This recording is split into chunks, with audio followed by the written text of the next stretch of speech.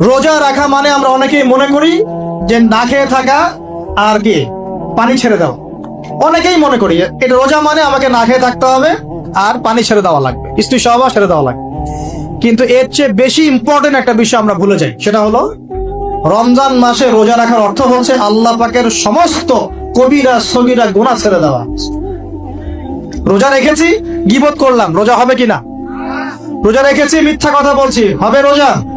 রোজা রেখে ওই ভদ্রলোক সুদ খাচ্ছে, রোজা হবে? রোজা রেখে অমুক ভাই আমার টেবিলের নিচ থেকে টাকা নিল, রোজা হবে?